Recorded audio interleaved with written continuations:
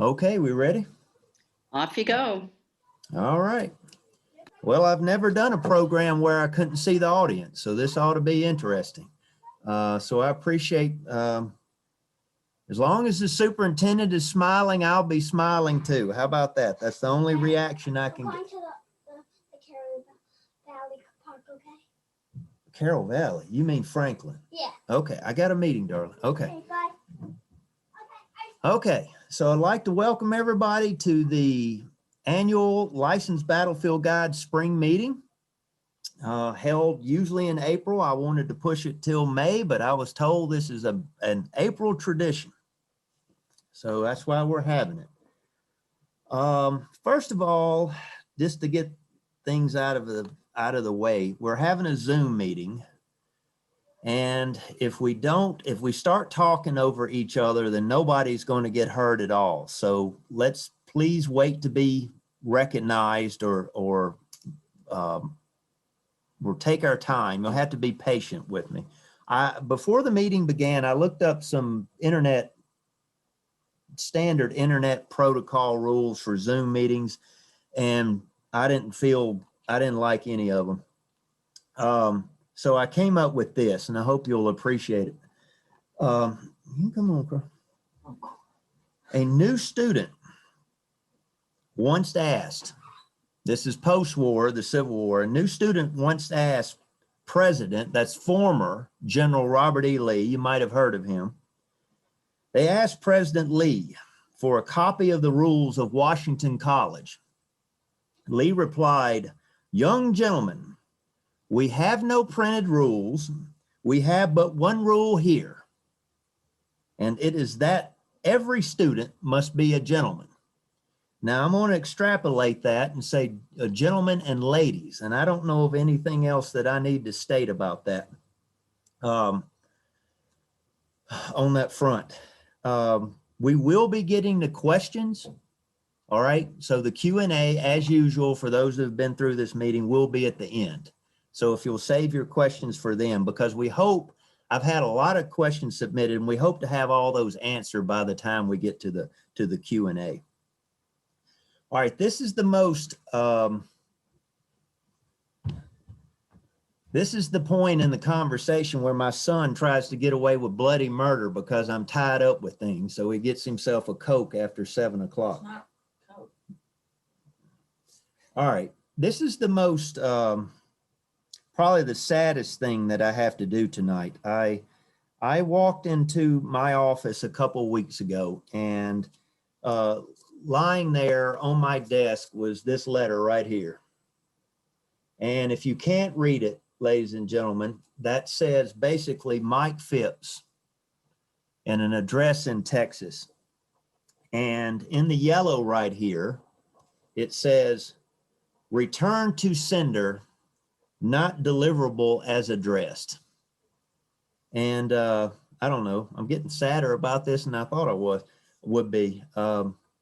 We all know why the letter was undeliverable. And so at this time, I'd like to recognize the 5 guides, at least the 5 LBGs that were submitted to me as having passed away this year. And of course, that includes Mike. Bill Pizak was a good friend. Mike Phipps, Bobby Phillips, Wayne Waxsmith, and Dan Rathard. I was told that 3 of the 5 that I just mentioned were still active, as far as up to date as their license and so forth. They were still active guides. So on behalf of Gettysburg National Military Park, and really there's no difference in this case between the park and the guides, but I offer my condolences about that. It's sad. It really is. Really sad to lose anyone. I'm going to give about 5 to 10 seconds so we can reflect on those guides, okay?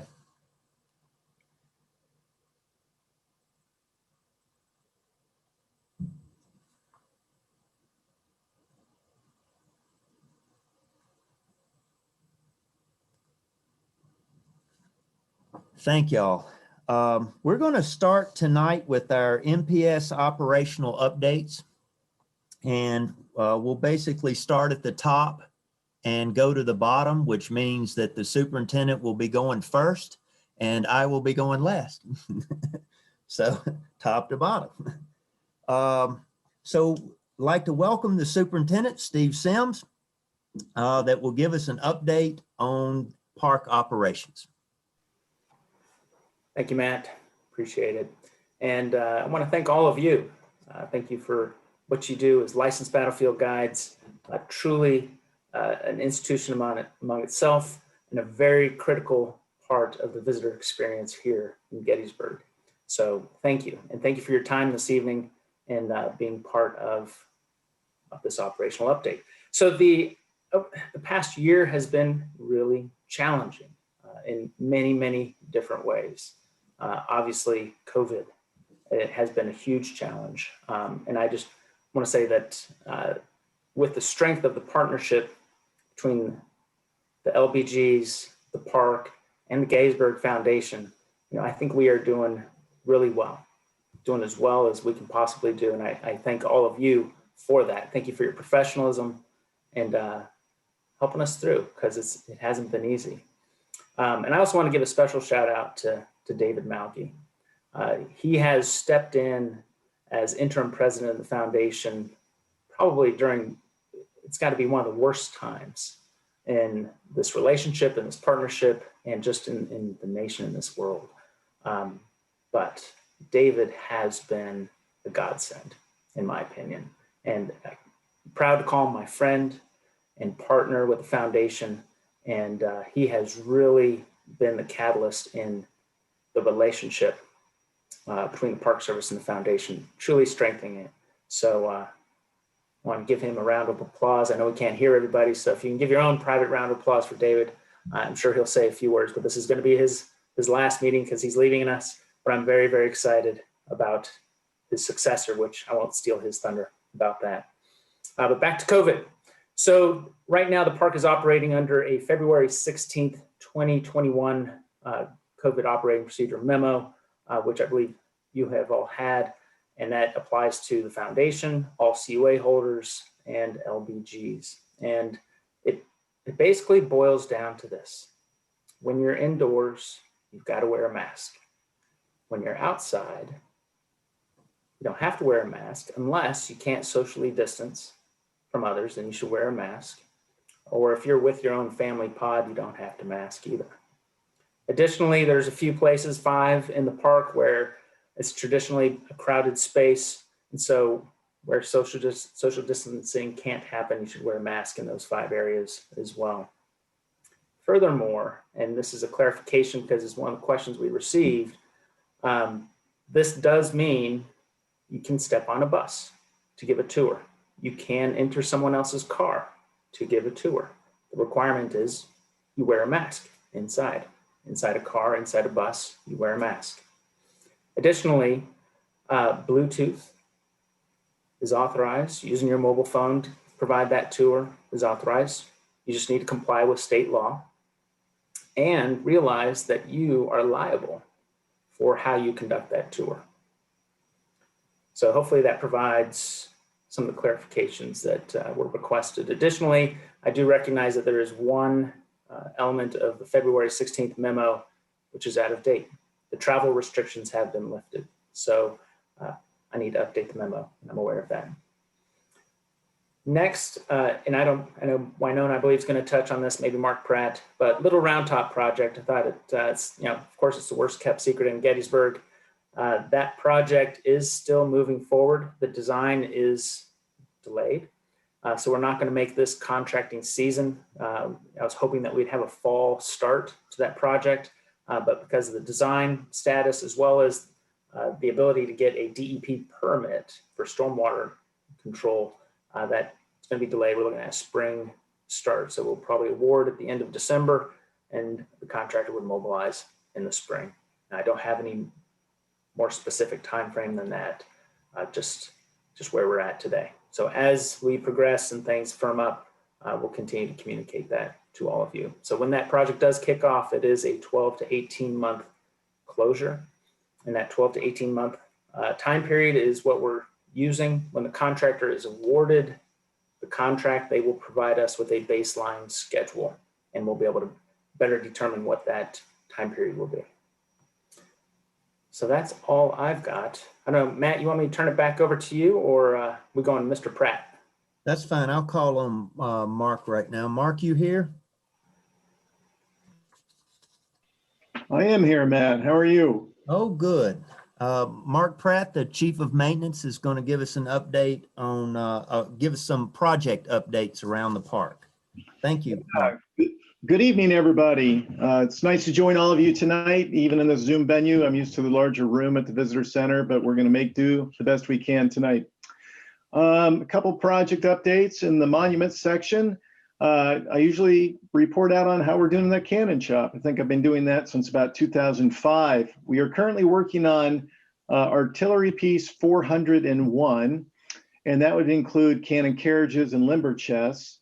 And it doesn't mean we've gotten through 400 cannon positions, but we've been working through the most important pieces that we can to get artillery back on the field. But we're currently on number 401, which is a great accomplishment. If it wasn't COVID, I'm sure we would have had a big cake for the 400th that went through the shop. Other monument work we're going to be doing, we've got our regular preservation maintenance activities for cleaning, waxing, and repointing. And some of the significant things we're going to be touching on this season are the installation of the original historic Torbit plaque on the first New Jersey monument. We're also working on the reinstallation of the crescent moon on top of the 73rd Pennsylvania Volunteer Infantry Regiment. And we have numerous brigade marker bronze repairs throughout the battlefield.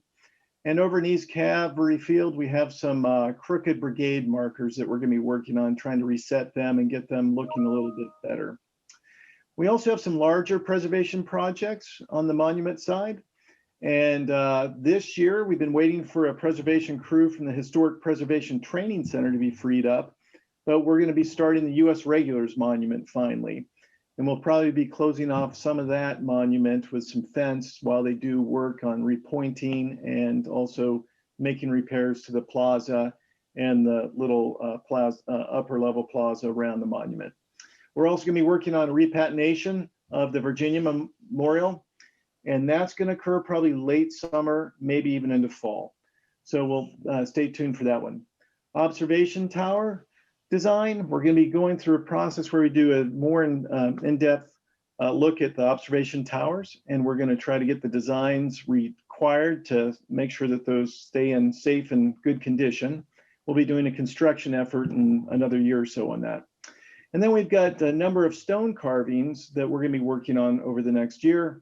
Some of the positions are New Hampshire Sharpshooter, 13th New Jersey Infantry, 8th New York Cavalry, 5th New York Cavalry, 1st Maryland Cavalry, 1st Maryland Infantry Eastern Shore, and the 78th and 102nd New York Infantry and the 40th New York Infantry. And I think that's it for the interesting work in the monument section for the year.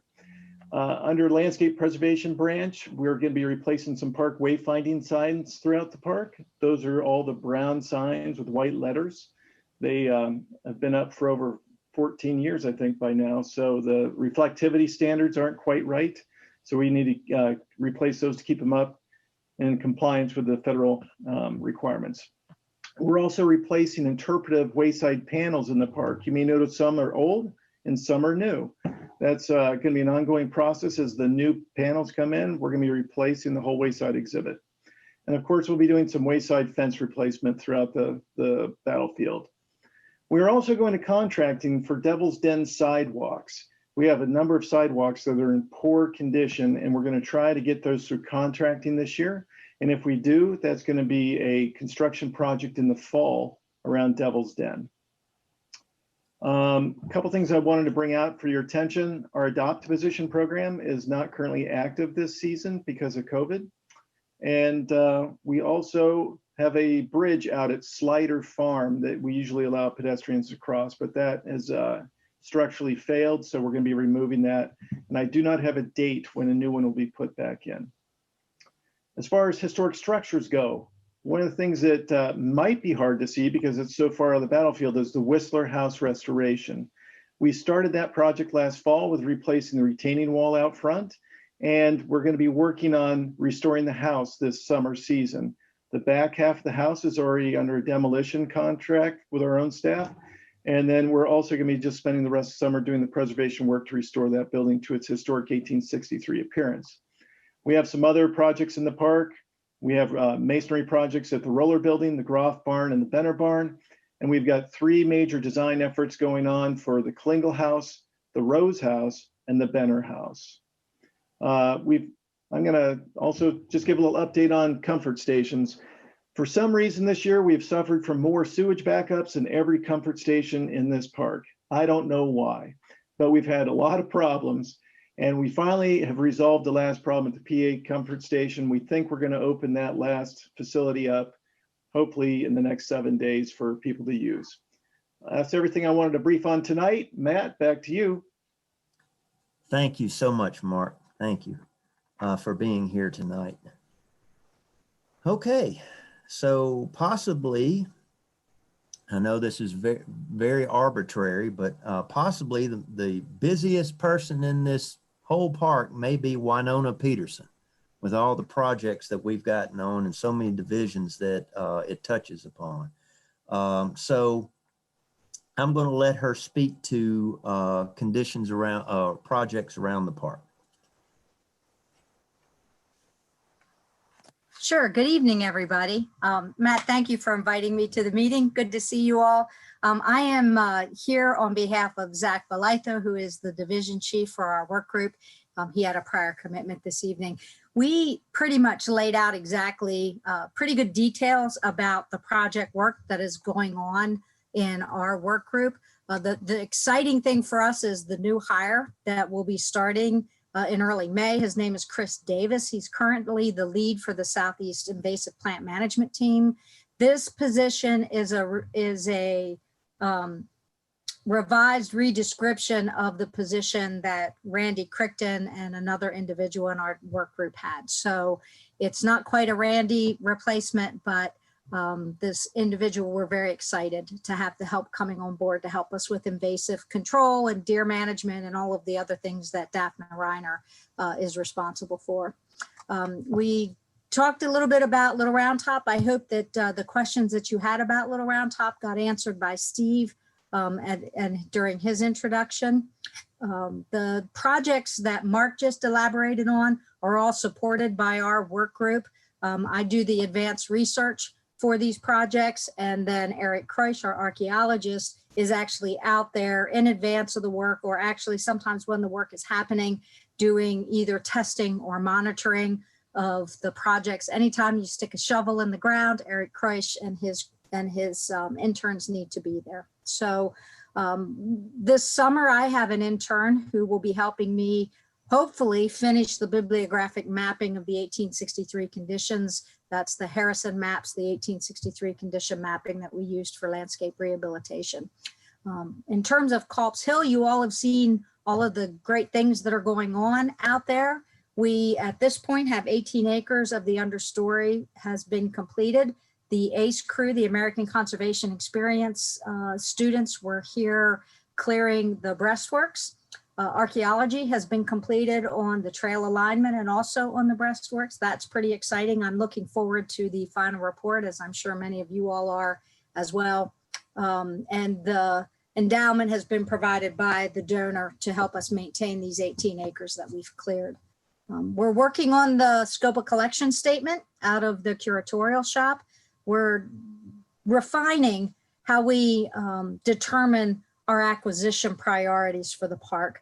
One of the primary things that will be coming as a result of this is a collection advisory committee, which will help us make recommendations for acquisition or deaccessioning.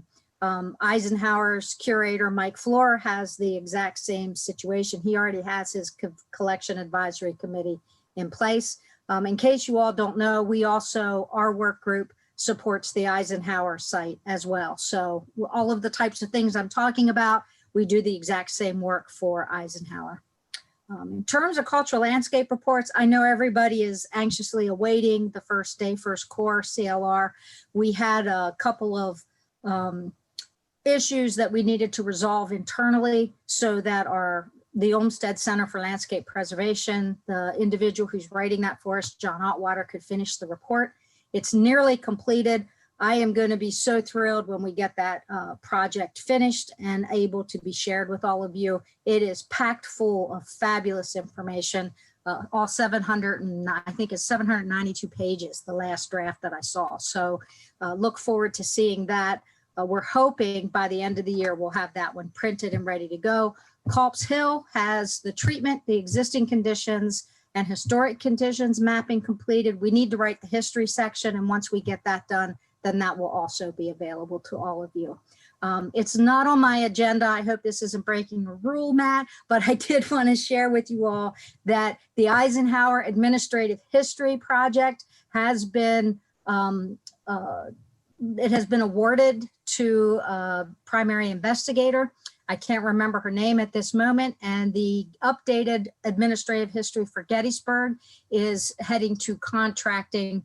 We will know within a month or so who the investigator will be selected for that report. So lots of history, lots of research going on, and we're soon wrapping all that up. So don't have anything to give you today, but soon. They will be soon. Thank you. And thank you for being here. I appreciate you stepping in for Zach this evening. I was just, if you'll give me 15 seconds, because I talk for a living and I just have to talk for a living. I was sitting here thinking about Mike Phipps earlier and that little, I think it's a little t-shirt shop down by, some of you can remember this, at the Red Light at Steinway in Washington. And it used to be a theater. And Mike Phipps used to be Chamberlain. He used to portray Chamberlain in there. And every time I pass there, I think of him. And he was a pretty good Chamberlain too, big tall guy. All right, so our next speaker is Mr. Joe Lakowski, who, if there was anybody that I've enjoyed getting to meet or know better before this meeting, it was Joe. A couple incidents. This meeting has brought us into contact with each other, and it was really neat hearing his story, to say the least. So is Joe here today? I am. Thank you very much, Matt. I appreciate that. And good evening, everyone. I apologize. I don't have enough bandwidth at home for video. Plus, I'll just spare you my ugly mug. And I'm going to request the next meeting that I do not follow Winona, because there's no way anyone can compete with all that project work. I'll keep it quick and simple. I want to thank everyone for being stewards of the land, out there protecting, interpreting, and explaining a story that we all work together with. And along those lines, I want to share with you a phone number to call.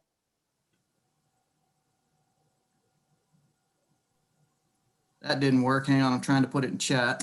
See if that works. There we go. The Adams County non-emergency line is the best way to get a hold of Park Service law enforcement if you observe something going on in the battlefield that needs our attention. If you call the ranger station number, there's never a guarantee that anyone will be there or that we'll be able to answer the phone.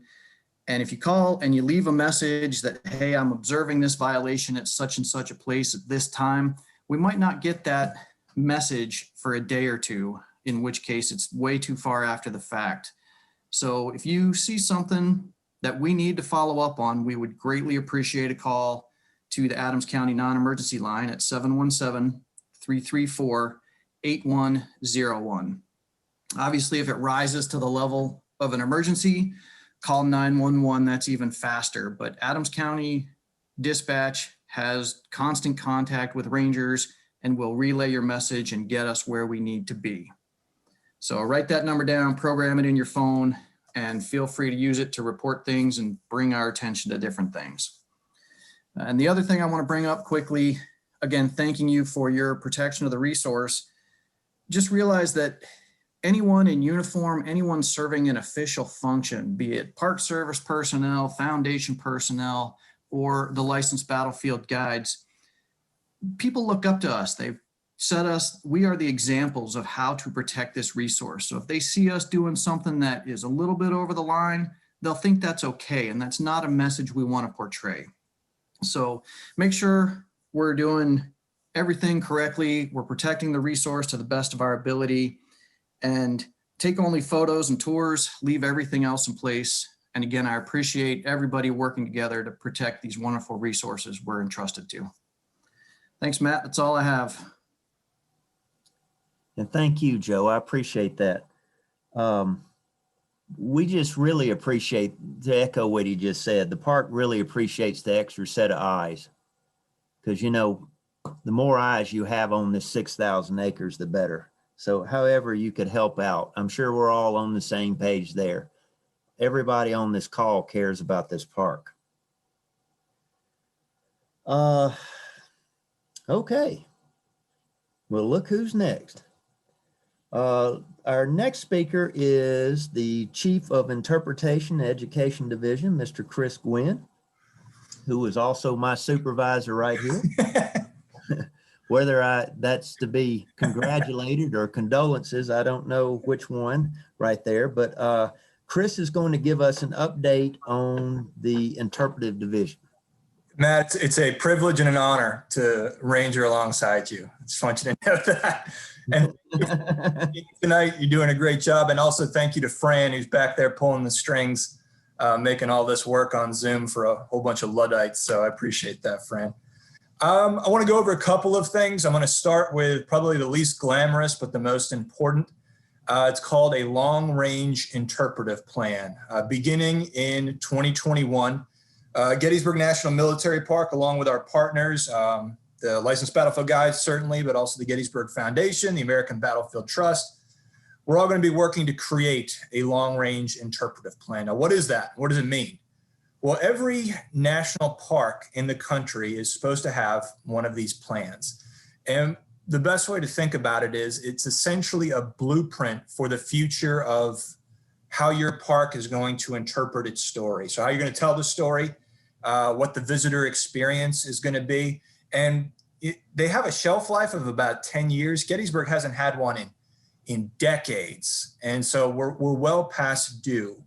And what this plan is going to provide is a holistic look at all the ways visitors experience the park, from the museum exhibits that they take in, the orientation film, the cyclorama experience, the field trip they might have out on the battlefield, the licensed battlefield guide experience they might have.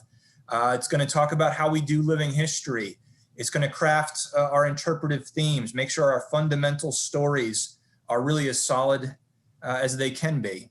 And I also hope it's an opportunity for us to reflect on the work that we do and how we can do better, how we can reach out to audiences that maybe don't want to come to Gettysburg, how we can get a new generation of people, especially young people and diverse people, to see relevance in the Gettysburg story and to want to come here. And so that's a huge, huge project. It's going to take a long time, but it's meant to be very collaborative. And so, as I already mentioned, this is going to be a plan that we do alongside our partners in the Gettysburg Foundation. It's going to be a plan that I want the Licensed Battlefield Guide team to have involvement in. We're going to be reaching out to the Adams County Historical Society, the Civil War Institute at Gettysburg College, to bring all these minds together to try to craft out what this blueprint's going to be and what it's going to look like. These are very expensive, as most government planning projects are. I assume Gary Edelman is on this call, and I just want to thank him and the American Battlefield Trust for helping us to fund this, alongside a very generous donor, John Now, who's a great champion of Gettysburg National Military Park. And so you'll likely hear more about that, but it's an incredibly important document for parks to have, and I'm excited to kick it off. So that's one thing. Second thing, and we get asked this all of the time, when are we going to start doing programming again? When are we going to start doing tours, battle walks? What is the battle anniversary going to look like? We're very fortunate in that beginning in the next couple of weeks, we're going to start to have our seasonal ranger team back, and that's going to take a lot of pressure off of us. And my hope, and this is just a hope, but my hope and inclination is that a little after Memorial Day, provided we have all of our plans in place and all of our approvals, we'll start to resume modest, really well-contained interpretive programming. These are not the epic battle walks. These are going to be the basic visitor tours and programs we offer, be it on Cemetery Ridge or behind the Museum and Visitor Center or out in the National Cemetery. And I think we have the luxury to be very conservative about how we approach this to make sure, obviously, our visitors are safe, that the interpreters who are doing the programs are safe, and we're taking the right steps to make sure that as we do resume some kind of normalcy here, we're doing it in the right way. And that includes living history. We've canceled all of our living history programs through May. We'll likely push them back again in June. Both Matt and Tom Holbrook, our living history coordinator, are going to meet on May 10th to talk about the next couple of months of living history. Again, I'm guardedly optimistic that by the end of the season, we'll be able to offer some of these programs, but we're just not quite there yet. So if you do get questions from visitors about when these programs are going to resume, just tell them we're amping up, we're getting our documents in place, and we're taking things very slowly. Battle anniversary this year will not be as it has been in previous years. It'll probably be primarily virtual again. And so we'll work with our communication specialist, Jason Martz, our seasonal rangers, our interns, our ranger crew to create some meaningful digital content. But I would not anticipate, again, any of these 300, 400 person walks taking place on the battlefield, obviously. So that's that. As has been mentioned by a number of folks already, the work going on at Culp's Hill has been incredibly rewarding to see unfold. It's something that the interpretive staff is obviously very excited about. It's been great to see the transformation of that place. I want to thank Jason Martz, David Malgi, Sue Boardman, Charlie Fennell, all of the folks that helped us create a really meaningful social media presence as this work has been unfolding. It's not done yet. There's, as Winona was mentioning, more to be done on the Hill, elements of which are interpretive in nature. So just as a FYI, there's going to be some additional signage out there, including some three-sided panels that our communication specialist, Jason Martz, has mocked up that are going to tell folks, what's going on here. It's going to explain the Culp's Hill Rehabilitation Project. It's going to give visitors a resource protection message. So now that all those breastworks are open, we want to make sure people stay off and they appreciate and understand what they're seeing on the landscape. So that'll be part of it. And I want to thank Charlie Fennell and Sue Boardman as well for helping craft some of the interpretive language that we're going to have out there on a number of new signs. And then Carlton Smith and Matt Atkinson have been working hard on a trail guide that we just got a rough draft of. And so ultimately our hope is that visitors who go out on the battlefield at Culp's Hill have not just an improved visual experience, but really an improved interpretive experience as well.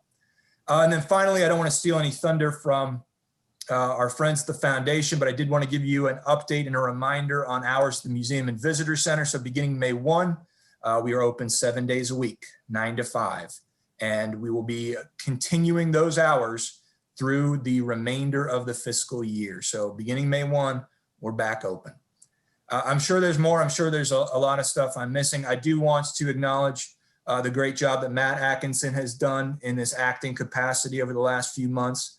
It's not an easy job, and he's done an awesome job of moving the program forward. I'm going to let him deal with all the licensed battlefield guide related updates. But Matt, thank you. And with that, I'll turn it back over to you.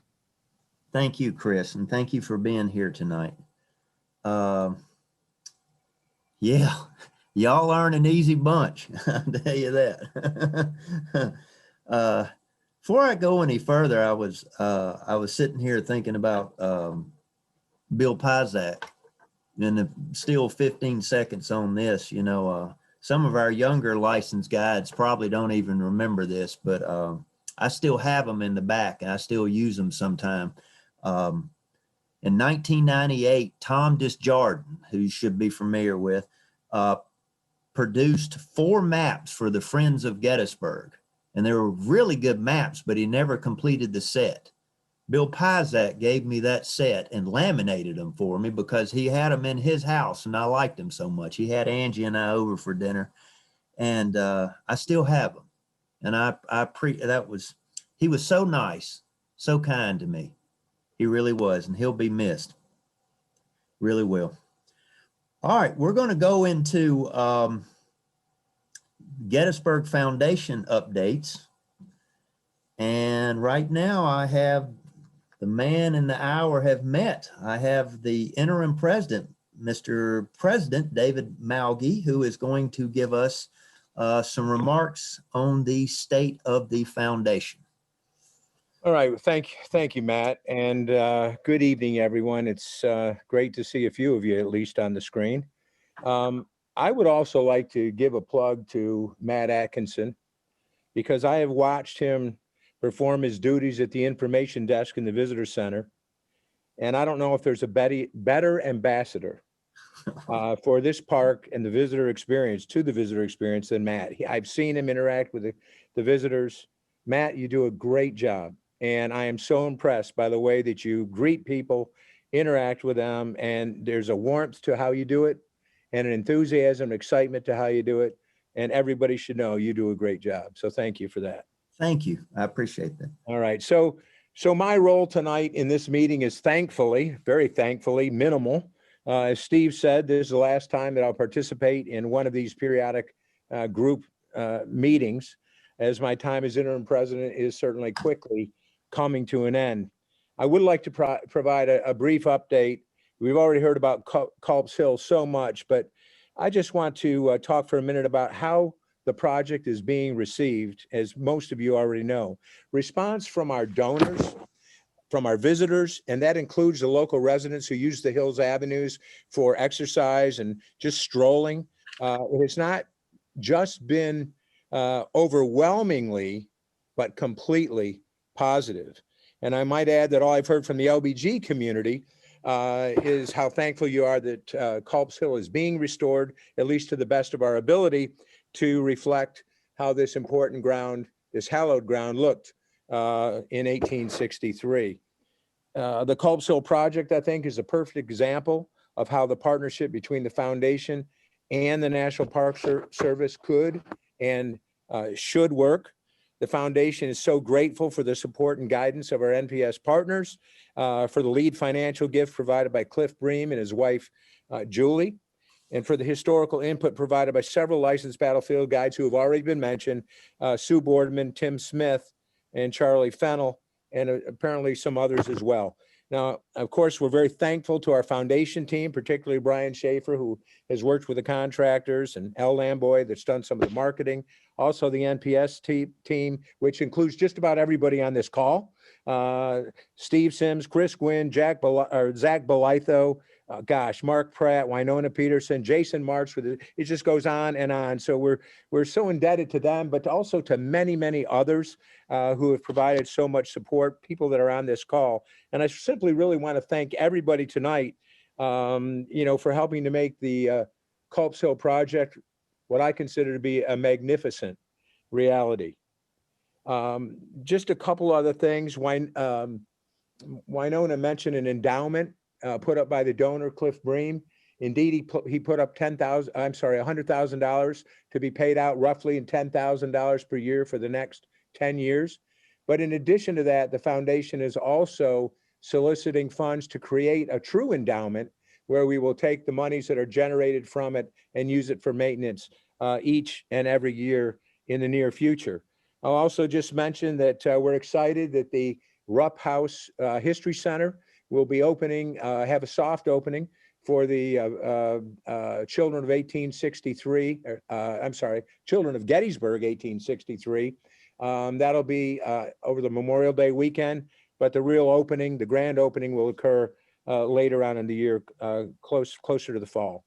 And of course, there's preparation work being done on the train station as well to create a virtual experience there, another option for our visitors in the evening, particularly. And we're excited about that. That will be opening in the spring or early summer of next year. So as I said earlier, this is my last time with you as the interim president of the foundation. My tenure will come to an end on May 23rd, when the new president and CEO takes over on Monday, May 24th. And I would like to, at this time, thank the LBG community, also the executive council, for supporting me during the last 10 months. I'm so grateful for the new friendships that have been forged, and also the interaction I've enjoyed with the LBGs, and of course, as well as the National Park Service. And I want to take a minute right now to just thank Steve Sims for his kind remarks made just a little bit earlier. I certainly feel the same way about Steve and how he has worked with us, his major contributions to the park, with many more to come. I acknowledge that right now we're in the midst of some growing pains. There's no doubt about it, but I have to believe that whatever we go through tonight and in future days will lead to just great things for all of us down the road. Now, I will say that I consider my experience as interim president to have been one of the highlights of my life. Only such an opportunity to give something back to this place that has given me so much would have brought me out of retirement. I've been honored and I've been privileged to serve with you, pursuing our collective mission of preservation, of education, of interpretation, and presenting the best possible visitor experience at Gettysburg National Military Park and Eisenhower National Historic Site. From the bottom of my heart, I do thank all of you for your support, your friendship, your comradeship, and for your wonderful interpretation of this battlefield and the events of July 1863 and beyond. This all being said, it's now my distinct pleasure and privilege to introduce my successor as president and CEO of the Gettysburg Foundation, a man who literally needs no introduction, especially in this assembly, a longtime LBG, a guide emeritus, the former executive director of the Adams County Historical Society, and finally, for the past 9 years, CEO of the National Civil War Museum in Harrisburg. I can't think of a better person to fill this position. I know this is no great surprise, but my friend and somebody who I look forward to working with, Wayne Motts. And I hope you're applauding and cheering right now, because I am about to ask Wayne, if you're there, would you just take a moment to say a few words to this group? I will, David, and thank you so much for that wonderful introduction. And I can't thank everyone enough for all the kindness, all their kind words, the messages, the calls, the emails. And I want to thank the Gettysburg Foundation Board for the trust that they've placed in me. I want to thank the superintendent, the Park Service staff, everybody at the Gettysburg Foundation, all my colleagues of many, many, many years. I think all of you know how excited I am to be returning home, and I look so forward to working with all of you to advance the common mission that we have. And David, just let me say, I know the superintendent said it, I want to say it as the incoming president, what big shoes you have left for me to fill. What a wonderful job you have done. And you can't go wrong when you've got that enthusiasm and that passion to make a difference. And you certainly have done that in the time that you've been the interim president. And I'm not going to let you off the hook. I'm going to be asking for your advice and support on many things, as I am for everyone here on this call. And I just appreciate the responsibility that has been entrusted to me. And I look forward to working with all of you. So thank you very much. It's wonderful to see you. And I can't wait to get back to the Visitor Center on the 24th. Thanks. All right, thank you, Wayne. So Matt, I now turn it back over to you. Before you go, Mr. President, please check out the chat box. You have a lot of well wishes for you there. Oh, man. Well, thank you all. Gosh, it's not going too far to say that I've grown to love everything about this place and all of you. So I thank you. I certainly thank you sincerely. Thanks, Matt. On behalf of Gettysburg National Military Park, I think I can go out here on a limb and say this. We'd like to wish Wayne well in his tenure here with the foundation. Nothing but the best. You know, it is a partnership, and it'll be good to be working with Wayne Motts. So we're looking we're looking forward to that. If I can ever get this cat out of my lap, we'll be getting on with it. Okay, who do we have next here? All right, moving down the line. We have Miss Dana McDonald, one of my favorites here from the foundation. I've been working with her the past few months, and she is going to give us an update on ticketing, reservations, etc. Yes, thank you. Can you hear me? Yes, See me ma'am. okay? Okay. This is a hard act to follow as well, going after David and Wayne. So I just want to quickly say, on behalf of the foundation, we are going to really miss David. We appreciate so much his leadership and everything he's done for us in the short time he's been our president. And we're really looking forward to welcoming Wayne and we're working with him. So, we have good days ahead. And also, before I get into the operational details that I have on the agenda, I just want to express my appreciation to all of the licensed battlefield guides for what you do. I have a great deal of admiration and respect for the service you provide here at the park and to our visitors. I've had the great opportunity to be able to go out on an LBG guided tour before, and it was a wonderful experience. And I'm just humbled by the amount of knowledge that is probably present here on this call that's represented by all these black squares on the screen, but thank you so much for all you do. So now into the operational nitty gritty. You've already been told about our May 1st hours by Chris, so that's good. We're very excited to be opening 7 days a week starting in May and going through September 30th. And I have a couple of reminders for you that Lisa Green and Lori Wright from the foundation have asked me to share. They've asked that if you could please check your schedules regularly to see if you've been assigned tours. The foundation only does a courtesy call within 5 days of the tour date, excluding the 24-hour short notice tours. But if you don't show up for your tour, it's difficult for us to find replacements with short notice. And without a replacement guide, we obviously need to refund visitors, which is not only unfortunate for us, but it's a disappointment to our visitors. So your help with that would be greatly appreciated. And the second thing is, if you're not available, please mark yourself busy in Tessitura. If you could do that as soon as you know you're not going to be available, that way we don't assign a tour to you during a time that you're not available. So thank you for that. So now on to the, I guess, most important topic probably that I have this evening, and that's an update on the change we made recently about LBG guided bus tours. Hopefully you received the email I sent last Friday. I wanted to just touch up on the contents of that email and provide some additional background that'll hopefully answer some of the questions that we've received from some of you since we sent that out. So as you know, the foundation recently conducted a survey with the LBGs. The original intent of the survey was to assess the comfort level of all the LBGs regarding onboard tours versus point-to-point tours. We'd been receiving a lot of verbal feedback from some LBGs regarding a desire to return to onboard tours, and we were also receiving feedback from our visitors.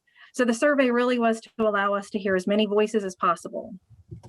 And we felt that it was important for the responses to be anonymous.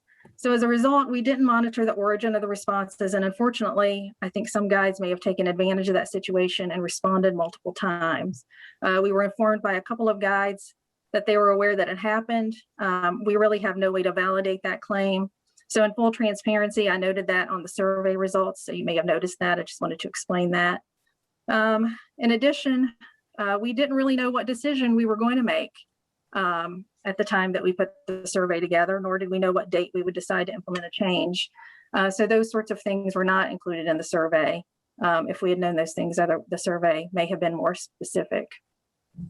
So also in our process for making a decision about the bus tours, we referred to information regarding COVID cases, deaths, and vaccination as reported on the PA COVID dashboard, and that's located at health.pa.gov website.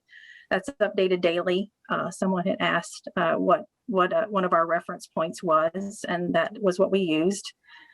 But I would like to just go on to say that while we could have used this data to inform an absolute yes/no decision on point-to-point tours, if we wanted to make a decision on staying point-to-point or just doing step-on, that may have been more important, but it really boiled down to the following issues. First, there really currently is non-compliance with our requirement for point-to-point tours. Not everyone is complying with that currently.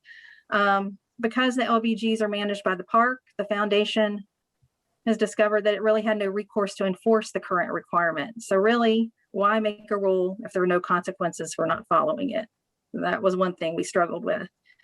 Second, we questioned whether or not we should be making this decision unilaterally for a group of individuals engaged as independent contractors with the foundation. As you know, you as the licensed battlefield guides are not employees of the foundation, you're independent contractors.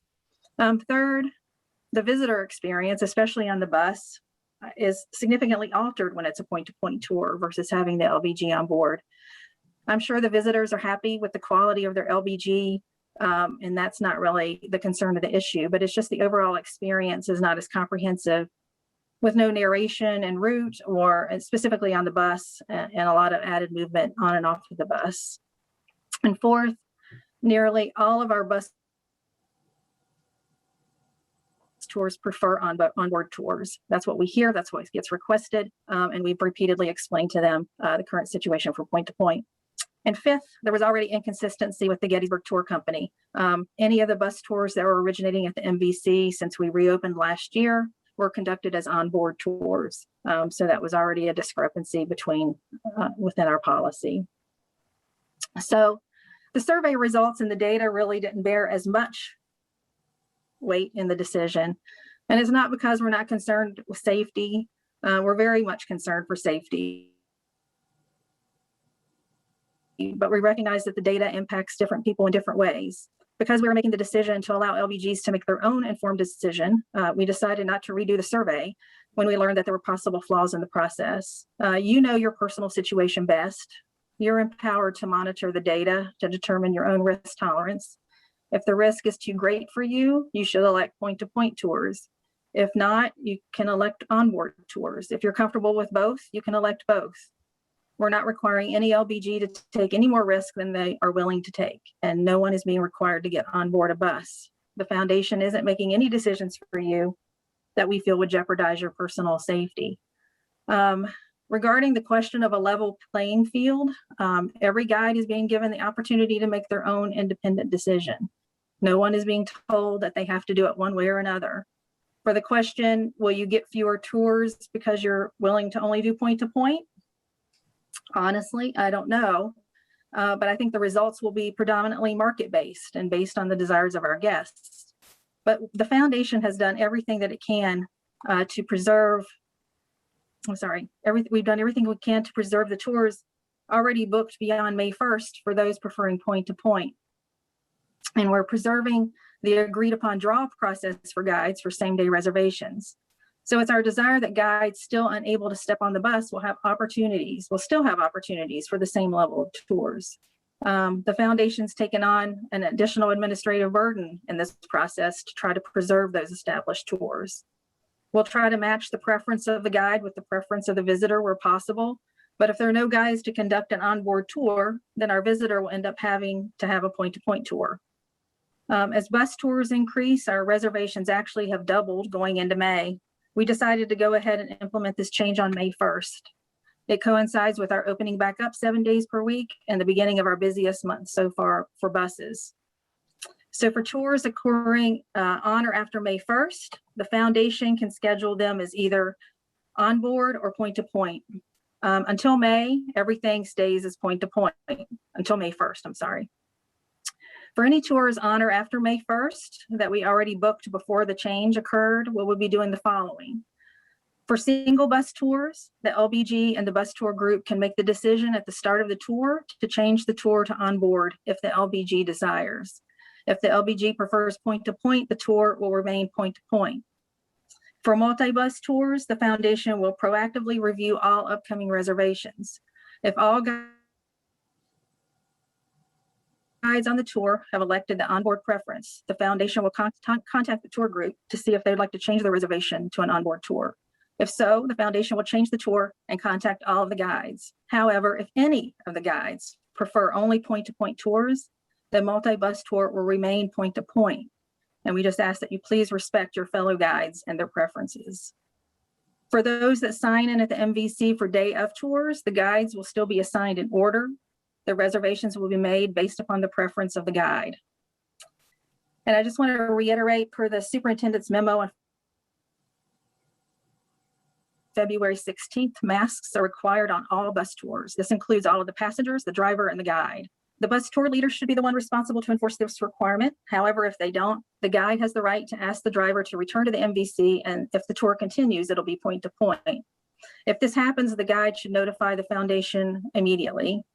And the foundation plans and is reiterating this information to the groups and individuals as reservations are being made. All guides need to make sure that they've entered their preference in Testatora no later than 5 p.m. on April 30th. That's this Friday. Please be advised that if you do not, you're not going to be eligible for any tours. So it's very important for you to take this action. If you have any questions about how to do so, please contact Lisa Green at the foundation and she can help you. So while we realize there are diverse opinions on this topic, we believe that our decision will give guides more freedom and give our guests more options. So we thank you for your understanding and your cooperation as we implement this change. So thank you. Back to you, Matt. Well, thank you. I appreciate that. It's a complex situation. I have not envied you.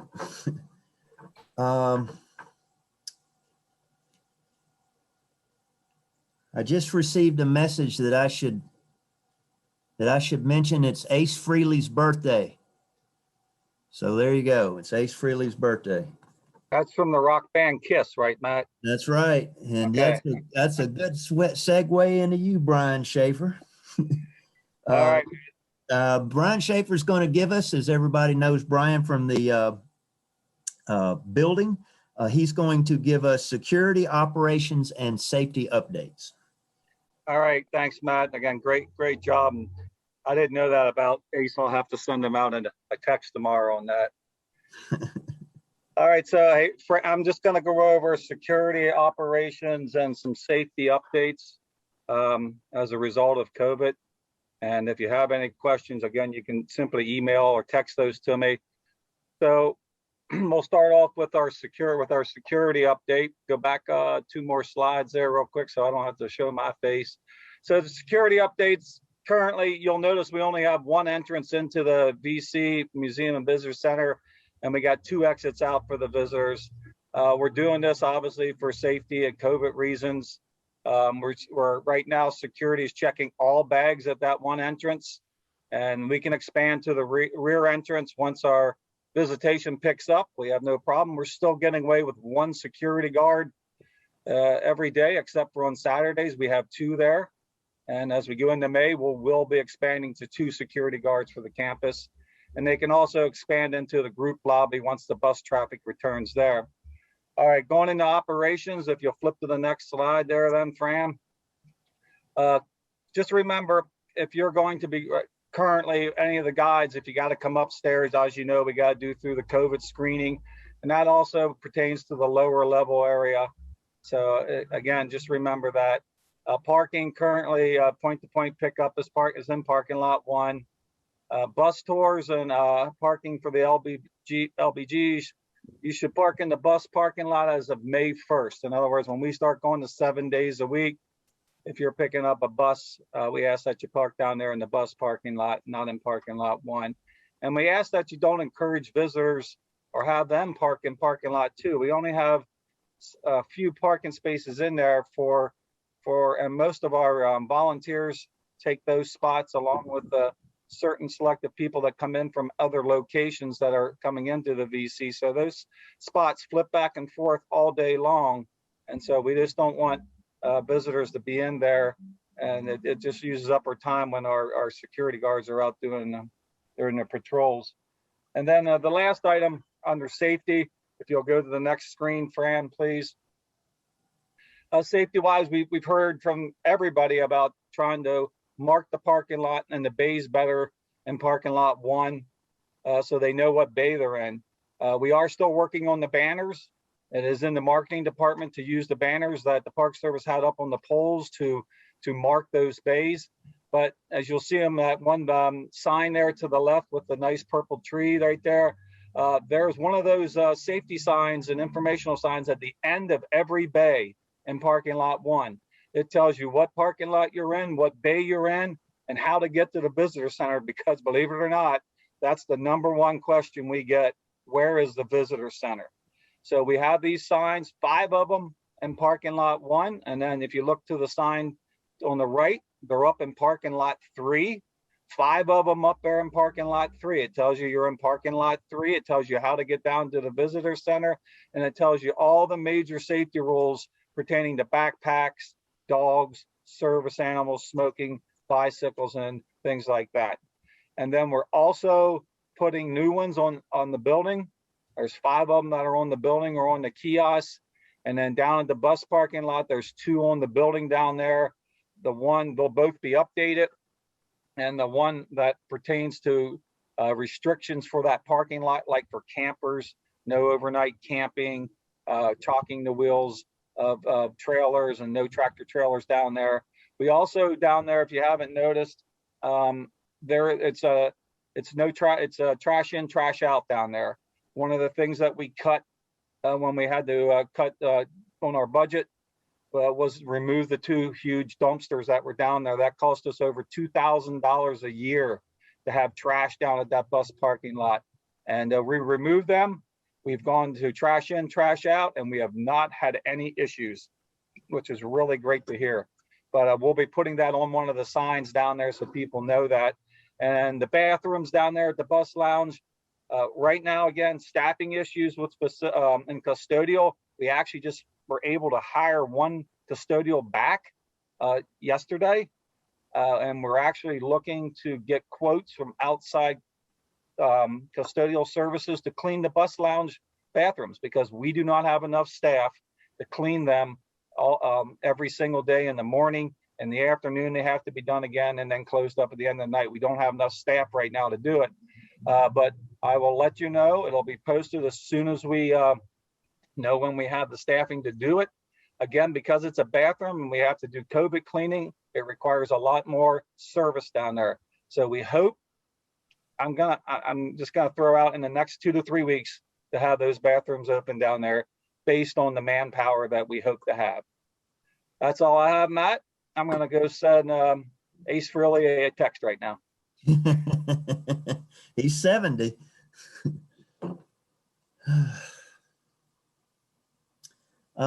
Okay, so let's see. Oh, I'm up next. I wonder if I introduce myself. You know, if I was hoping we'd have an in-person meeting so I could get all of you to boo me. That's what I told the management team. But maybe I'll be acting again. You can get another shot at it. Need to mention one thing that we forgot. If I can have one go back before I get into the LBG program update. The park is, the interpretive division is working to, how would you say? The park is working toward putting all of the correspondence related to the erection of the Confederate monuments on the park website as a resource for the general public and of course the licensed guides. So we hope to have that up over the course of the next few months. All right. Matt has learned quite a bit about JPEGs and PDFs and everything else that under the sun in this project. So we're looking forward to that. Going to the LBG program updates. The biggest thing that has occupied my time during the, as I've been acting for Angie, is working on the licensed battlefield guide manual. And I really don't have a lot of big news to report on that. The biggest topics, though, that we're working on are the uniforms. And today I received we're working currently to get a survey together to send out to everybody asking for information on the uniforms. And I just got basically the rough draft of that survey today. So we'll be trying to get that completed in the next few days. So look for that. And please input it on it. And please don't input twice. The LBG guide manual, we've just had something added to the list. That is going to be the licensed battlefield guide patch, the cube as it's commonly referred to. To quote from the letter of April 21st from the park, Gettysburg will be transitioning to a new NPS logo design to be included on the patch of the NPS prescribed standard uniform worn by the LBGs. I have asked, and I apologize if I'm mispronouncing the name, Mike Kolowski from the foundation who's working with the collection downstairs. I've asked him to look into any of the designs that the park had when the original patch was designed 40 years ago. So I don't know if we're going to find anything from that, but I want to put it on your radars because we want your input on that. Next big topic will be the code of conduct, which we're revising. That'll be within the guide manual. Guide categories. And that means full-time, part-time, weekend with part-time, part-time with full, well, however many categories there are. I've gotten a few questions over this, and I'm going to try to sum them up into and answer them all at one time. There seems to be a rumor out there that there has been some progress or there has been some tour minimums decided upon. That is not the case. The LBG Guide Manual Committee has not even discussed the new categories or the tour minimums. So it is on the agenda, but there is nothing I can report to you at this moment about that. The last thing about the guide manual is the emeritus status. And it is my personal opinion and the opinion of others that we need to somehow revisit the standards which we have for the emeritus category right now. And I'll read them to you so you can refresh yourself. To become a guide emeritus, one must have reached the age of 68 years and been a guide for 7 years or has served as a guide for a minimum of 25 years, regardless of age and regardless of guide categories. Guide emeritus still must pay the appropriate fees. Guide emeritus is not required to fulfill any minimum number of tours, regardless of which category is selected. Probably need to revisit that. Once again, we haven't even discussed it, but that's one of the major agendas. I need to reiterate to you that, and in case you've forgotten, that the park suspended the guide license fees and the tour minimums for the years. For this year, we have not yet, meaning the park has not come up yet for an actual, the actual dates for the 2022 calendar year. Okay, so there hasn't been a decision made on exactly how the fiscal, with an F, year is going to run yet, but that should be out to you shortly. I know I've gotten a few questions on that too. What else do we have? COVID touring protocols.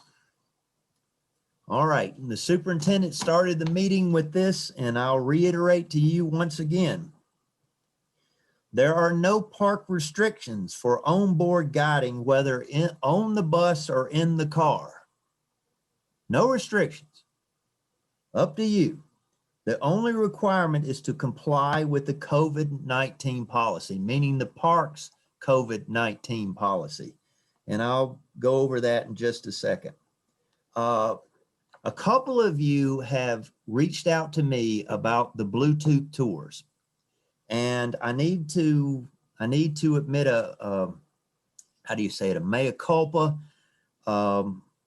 I told several of you, and I'm sure it's been disseminated, that we were relying upon the December memo sent out by the park that said the guides had to pull over and stop the vehicle in order to utilize Bluetooth.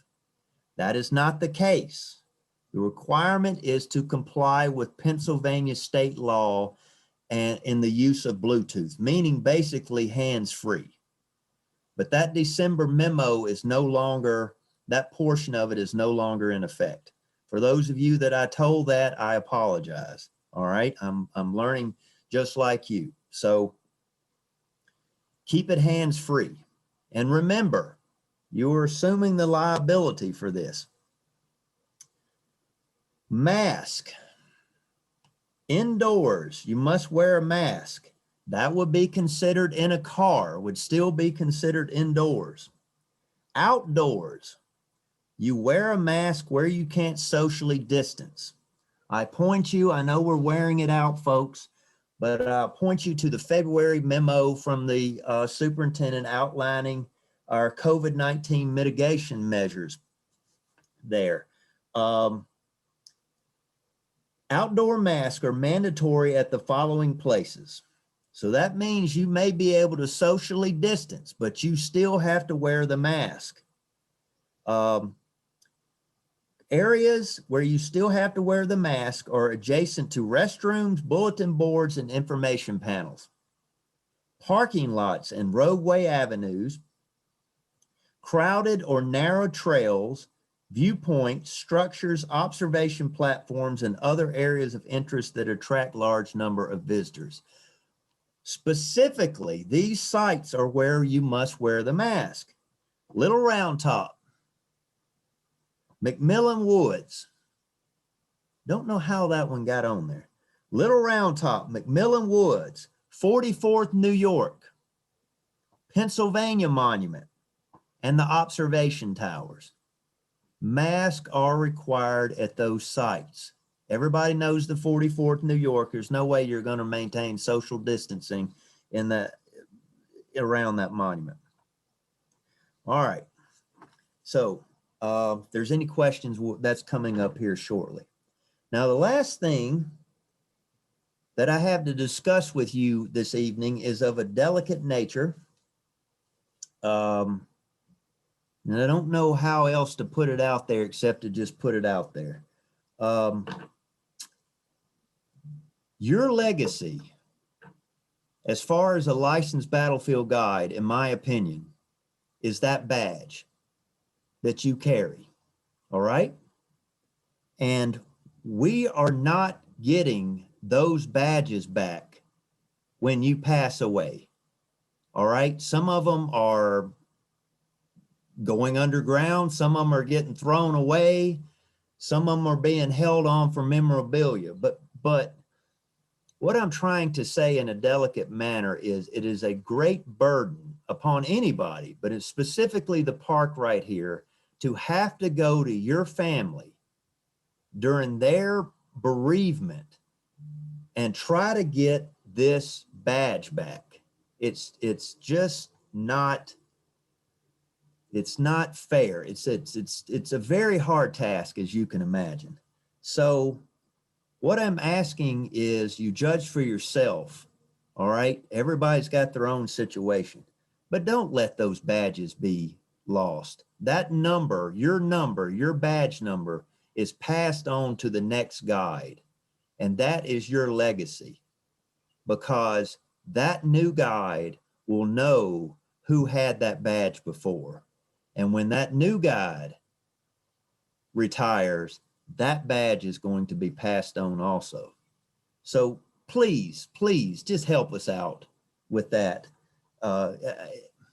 There's just no easy answer for it. Okay, I got most of the questions that I received prior to the meeting, I think have been answered. We did the COVID mitigation here. I've got probably the most beautifully written letter here, which I think everything has been answered, is it now permissible in the exercise of a guide's own discretion for a licensed guide to use a mobile phone or communicate with visitors during the tour, including while vehicles on a caravan-style tour are in motion, provided that the parties are in full compliance with the Pennsylvania motor vehicle laws? Yes. All right. Are guides permitted in the exercise of the guide's own discretion to get into a vehicle, bus, van, or car with visitors? Yes. What else do we have here?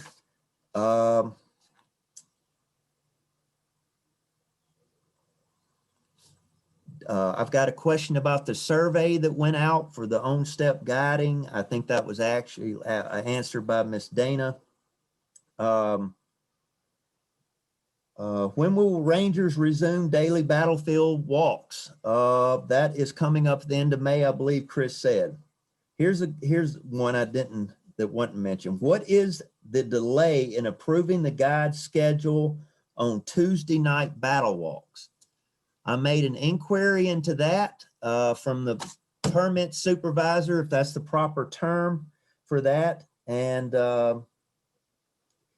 she told me that the ALBG has applied for a commercial use agreement that would allow them to conduct their summer fall evening walks that they can advertise. And she gave me 3 good paragraphs, but in government jargon, what she said is it's basically under review. And so we hope to get that out to you soon. And that's basically all I have right here. So we're going to open it up to questions, if you have any, or topics that we haven't covered.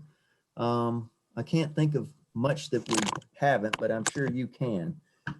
Please, when you do this, as I said in the beginning, let's try to have one speaker. We're all on a Zoom call right here. And if you could, or if you have the capability, could you turn your video on beside your microphone? That'll help me find you. I've got, I don't know, 50 people in front of me. And so it'll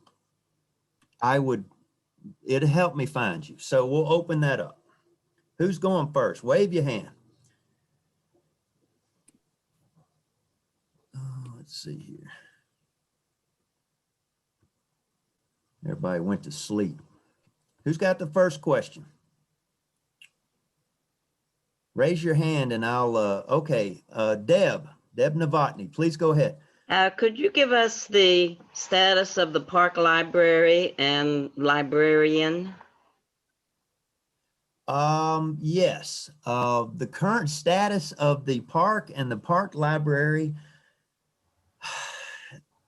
Matt, you want me to take that one? Yeah, go ahead. Yeah, so this is Chris. As you all know, John Heiser retired last April, right as COVID was beginning. And to lose him, it's a huge blow to the park. Not only was he kind of, valued friend and colleague, but just the institutional knowledge he took with him was huge. So right now the library, and I'm glad he's enjoying retirement, which I know he is. Right now the library is still closed, mainly because of COVID. And as soon as COVID cases, continue to decline, the vaccine continues to roll out. As soon as it is practicable to open that space up, we will do so. The caveat is you're probably not going to get 5 days a week open times anymore. It might be 1 or 2 days and reduced hours. And that's mainly because of staffing. I hope to find someone to take on a lot of those library roles. Matt has been doing a stellar job of trying to accommodate research requests, which is just impossible for us to do. But as he did note, there's been a big push to digitize those elements of the collection that we can. Louis Trott just said, need a librarian. Kind of do, Louis. You offering? We're trying to digitize as many resources as we can to get them online. We're starting with the Confederate state monuments. We're going to move on to Union state monuments in our vertical files just to make that stuff accessible. So long story short, as soon as we can open it back up, we will, but don't expect the same level of access as before. Okay. If you have a specific, if y'all have a specific, document or something, I can't go in there and research the 11th core for you. That's just impossible. But if you have a specific letter or document, I think we could accommodate you. All right. So that's open. We're just not going to replace John Heiser. I mean, it's just impossible. It's just the institutional knowledge. Who's next? Let me go through the pages here. You can. Matt, Tom Yeah. Vossler. Yes, go ahead, Tom. You mentioned the survey on the Confederate monuments. I think we all can appreciate the fact that probably sooner than later, we're going to be called to task on justifying those monuments. Mhm. So my question is, how soon do you think you will have for us a template of the background, the history of those monuments being installed here at Gettysburg? We hope to, I don't want to jinx myself, Tom, but I hope to have to Chris 2 or 3 states tomorrow, which is going to take him a few days to go over, but hopefully let me get them first. And then they got to go through Chris, and they'll have to go through Jason, and Jason will have to work his magic, and relatively, if everything goes well, relatively soon, we hope. And Matt, I will go ahead and forewarn you, Tom, that it is not what you, if you're picturing it as being like it's mostly minutia about, measurements and the type of stone and programs, what they're going to do at the dedication and stuff like that. Okay, but what I'm saying is this, is that in my experience, I'm asked, how do you justify the placement of those monuments?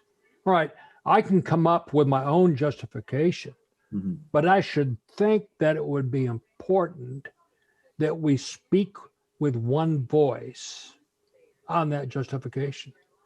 I mean, I don't feel compelled to justify. I know why they're here. I speak of soldiers. That's why those monuments are here. Memorials to the dead, monuments to the survivors.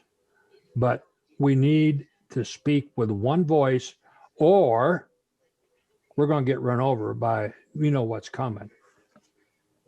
To be honest. Matt, can I jump in? Go ahead, Chris. I want to be very clear about what we're doing.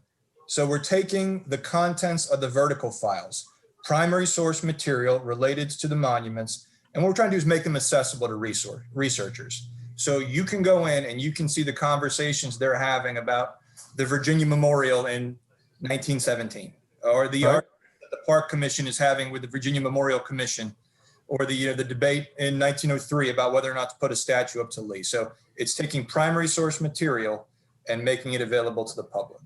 But I think we all have a responsibility to make sure that when we're talking about memorialization and commemoration on the battlefield, we're allowing visitors to see that through a multitude of perspectives, and we're providing an appropriate level of context. The best way that you can protect and interpret these pieces is to make sure that we're interpreting them objectively and holistically. And that's really the goal of the park. And one big part of that, though, is taking that primary source material and making it available to the public. That's fine. That's what I'm asking for. We're trying to give it to you. Who's next?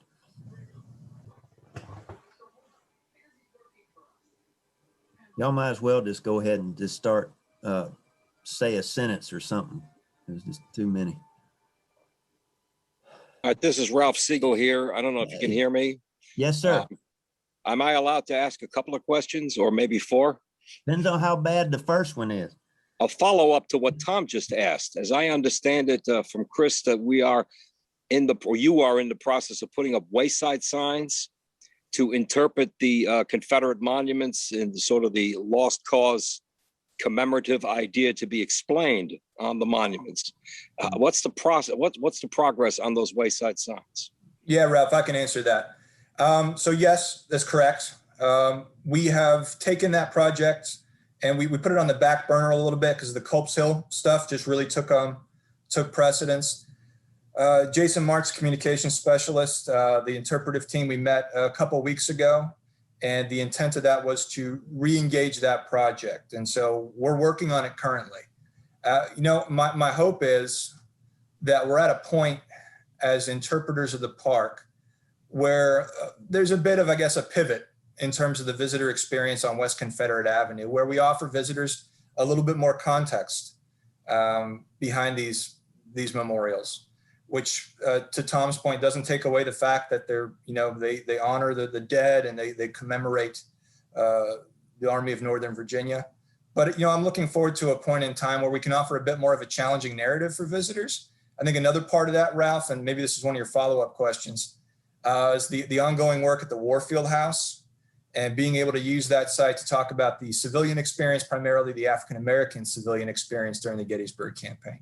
So there's a lot going on, but those waysides you speak of, they are still in the works. I'm hopeful that before too long, you'll start to see them. I got a couple of questions for Mark, if I can, if he's still here. The Devil's Den project, is that going to close the road? Good question, Ralph. I don't think it's going to close the road. Our staging area didn't cover that much, but if we have some isolated closures because of some work along the curb line and such, we may have to do that on a short-term basis. And a second on the, there's been a lot of postings on Facebook. I haven't seen it myself, so I'm secondhand on this. The Hazlitt engraving stone apparently has suffered some significant erosion or damage. I assume you're aware of it. Is there a plan to try to restore that engraving, or I don't know how you would, but that's why I ask you. Yeah, I'd have to confer with Lucas to see what his plans are on that, but I'm not aware of anything. I'll find out, Ralph, and I can get back to you. Okay, and then a last one for Matt himself. Are guides still turning in the receipts? Are you expecting receipts to be turned in despite the fact that the minimums have been suspended? No, it won't be any receipts. I don't know. Angie, you correct me quick, but I don't know. I don't think so. Thanks a lot.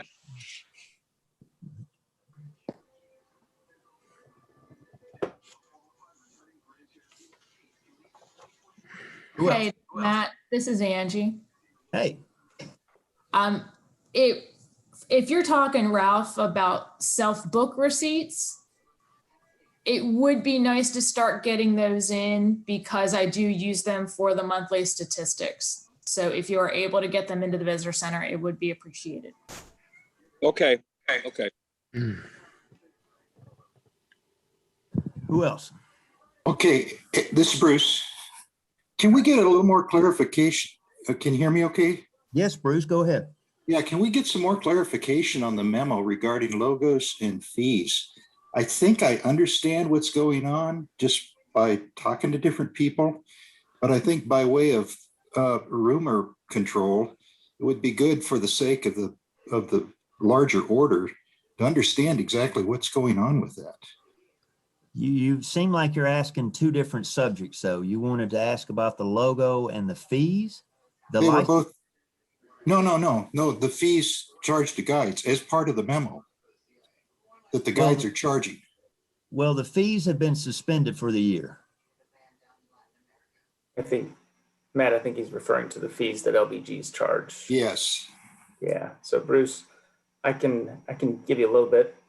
And it really boils down to when the logo was trademarked, it precluded the Park Service's ability to administer the program as defined by the CFR. That's really it in a nutshell.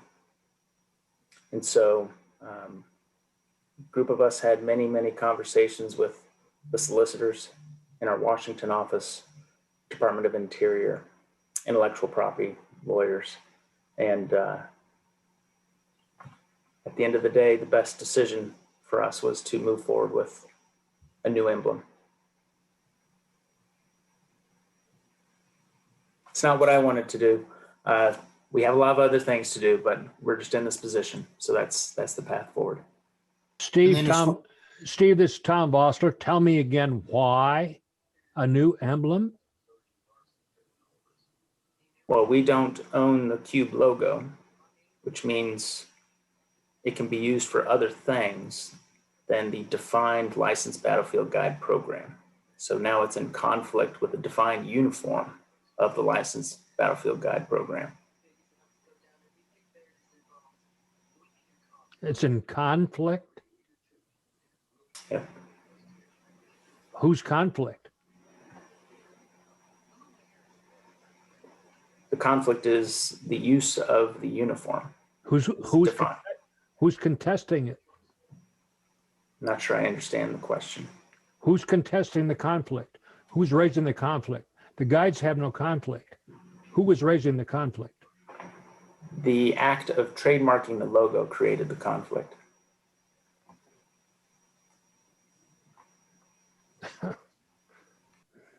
Who's next? Well, Steve, I'm sorry. Part two of that, though, part two of that memo had to do with the fees charged by guides for tours. As I read that, I got the impression that there were guides that were charging fees other than the prescribed fee. I'm not aware of that. I'm just not sure what prompted that. There were pronouncements made to the Park Service that it would be used with other things that are not the defined tour, which is associated with the fee schedule that the Park Service sets. Okay, how does that work for educational programs that involve classroom sessions, that sort of thing? The many different programs that are going on, even the foundation's programs, the Lincoln Leadership, many of us have educational programs that are part classroom and part battlefield tour. Yeah, the battlefield tour, as defined by the licensed battlefield program, is the only thing that can be conducted as the licensed battlefield guide. The classroom portion is not done as a licensed battlefield guide.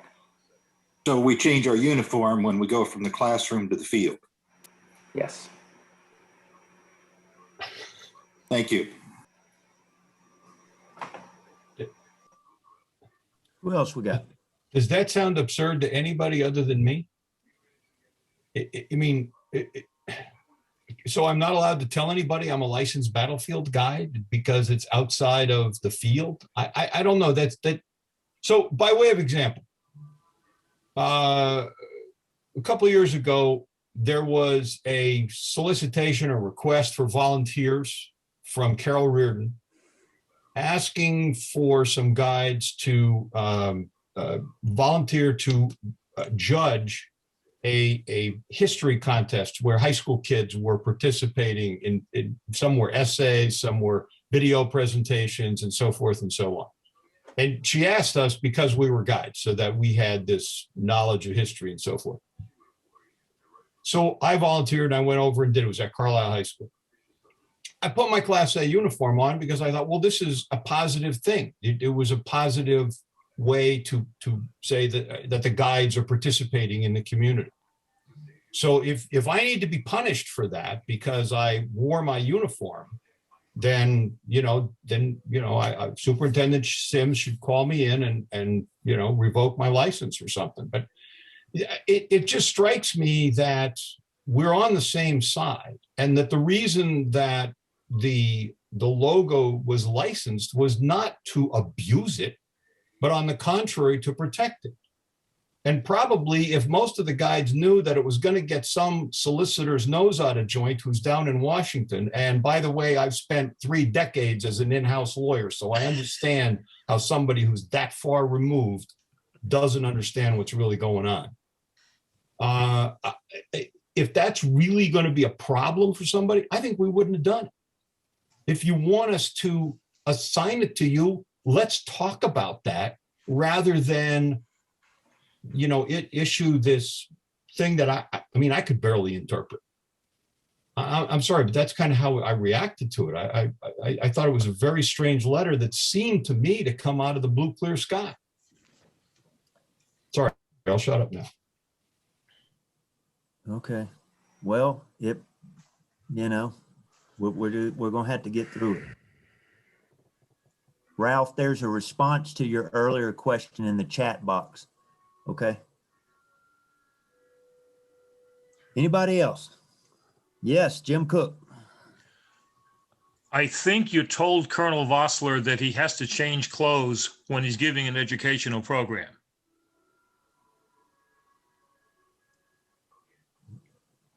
No.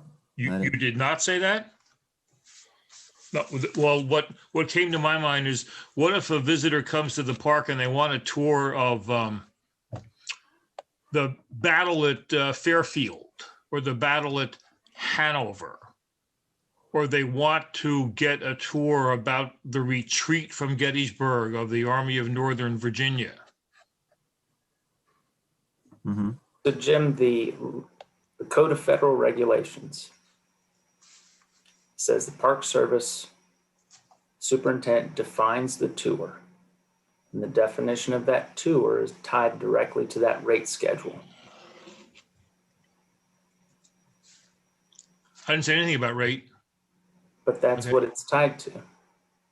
That's why. Which is based on duration. License is based on the definition of the tour.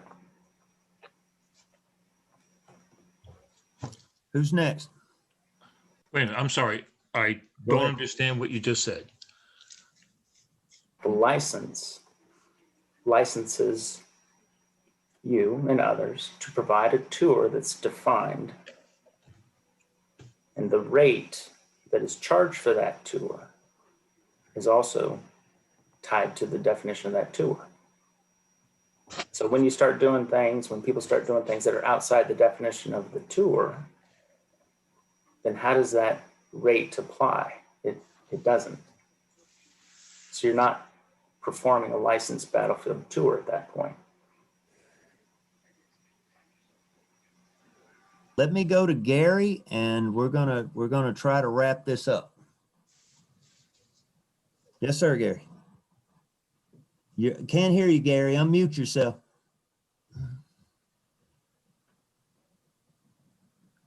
Oh, come on in. Okay, just a comment about, your license to do that tour.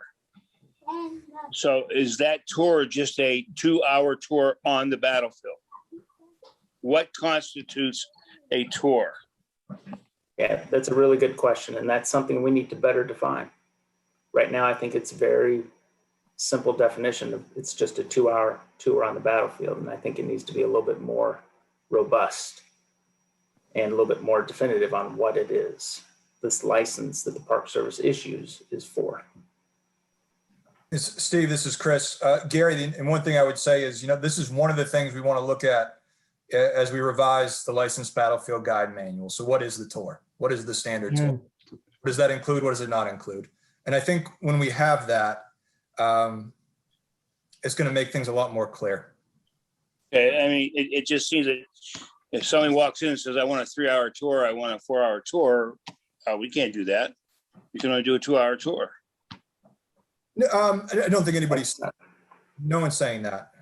Yeah, and I'll admit this law is a little bit antiquated, and it makes it really challenging because there's so many different ways to educate a visitor on the battlefield, and I think that's something that we need to work through. It's very restrictive right now, very restrictive, and we may just have to do some work with our solicitors to see how we can maybe make it a little bit more flexible. So, as I've told everyone from the very beginning when I got here, I'm trying to bring the Park Service back in alignment with law, rule, and policy. And some of it's no fun. But we've got too many things out there that just aren't where they should be. So we're tightening it up so that we can know what it really means to us. And your pushback is appreciated because it helps us understand what the issues are. And so we do have some work to do on this, and through the Licensed Battlefield Guide Manual update, hopefully we can fix and resolve a lot of this to everyone's satisfaction. But I also know I'm not going to satisfy everybody, but we're going to try to do the best that we can. Hey, sir, this is Paul Bailey. If I could, because I'm in a unique situation as some of my fellow guides supporting the Gettysburg Foundation recently with leadership programs as well as the Spring Muster. So, understood. I also understand it's not just the cube, because on the Gettysburg Foundation leadership faculty site, everything that identified us as a guide was removed from the photograph, not just the cube.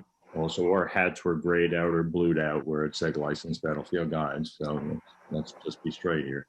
So let me see if I can give an example that my fellow guides would kind of understand. So I recently supported the Spring Muster. I was paid for a 3-hour tour twice because I did a morning and afternoon presentation, and I was paid rate, a typical tour rate.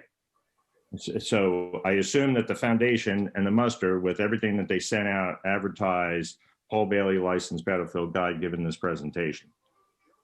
Compare that to the leadership program, which charges the attendees a higher than typical rate. That's where you would tell him, Brian, that, hey, you can't advertise guides because you're charging a different price for that program as compared to the Spring Muster program. Because that's where I got really confused as far as, okay, I'm supporting the muster and I'm supporting the leadership foundations. And on one hand, you're advertising me as a guide. And on the other hand, I was told, take my photo down because I'm in guide uniform.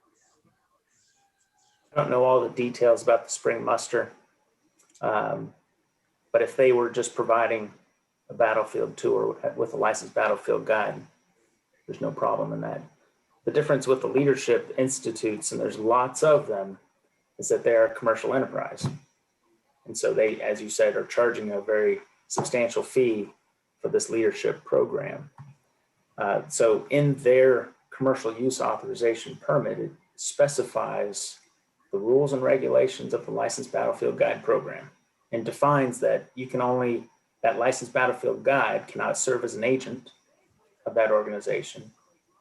And they are licensed to only provide that battlefield tour. They're not licensed to provide a classroom education. So when you give that tour, you get paid the battlefield guide rate per the schedule of rates. When you're in that classroom, you are Mr. or Mrs. Historian working for them, getting paid whatever else they want to pay you for doing that as a historian, not as a licensed battlefield guide. Amen. That's how it works. I use that specific example because in both cases, it was the Gettysburg Foundation, muster leadership program. And the Gettysburg Foundation's leadership program should do exactly what I just explained to you. Amen. That's how it works. Can I ask a question? Go ahead, but we're gonna, all right, y'all get them in. Can I ask a question? This is John Fitzpatrick. Oh yeah, I'm sorry. Okay. Steve, I'm in the camp that the trademarking of the patch was done to protect it, and it was not done to get sideways with the park in any way. The response was not even anticipated. Is it possible, since now technically you're correct, you do not any longer own it, it's trademarked by the USPTO. What if the guides that did it, that own it, turned it back to you completely, no charge, and it's yours? Whatever legal term we want to use, we waive all interest in it, we transfer ownership, all duties and responsibilities. Would that solve the problem? Because you would now own it, and we would acknowledge that some things were not thought about when the goal was to protect it, not cause a problem. John, I appreciate that. And, you know, I have no ill will towards the ALBG or any individuals. I don't know that we all knew the implications of the action, and it just is what it is. But as far as giving it back or turning it over to the Park Service, I don't know. I don't know how that would work if the Park Service could take a transfer of a trademarked item. We can have the conversation. I'm happy to have the conversation, but I don't know. Well, it's a good faith question, and thank you for considering it. Okay, I think somebody's trying to, my kids are trying to send me a message. So I don't know what that's going to do, but maybe I don't know how much longer it's going to last. I guess if the kids don't like the beard, then I don't guess it's going to happen. I'd like to thank everybody for coming out tonight. All right. I really appreciate that. The park is going through a lot of reviews right now. And it's just, as you can see from tonight, it's just stacked up like pancakes. And it's just going to take us a little while to sort through all this. Angie will be coming back. I don't have a date, but roughly mid-May is when she'll be coming back. And I will reverse to my happy ranger role, where I can live in a teepee and eat s'mores every night and be content. I'd like to thank all of you for your kindness over the previous 3 months. It's been quite an experience for me. It gave me a new view of a lot of different issues from many different angles. Okay, without any further ado, I want to thank y'all for coming out, and I suppose we'll see you on the battlefield. Thank you, Matt. Thank you, everybody. All right, thank y'all. Thank you. Steve, Thank you. Good night, everybody. Steve Thims, thank you for your time. Absolutely. It's my pleasure.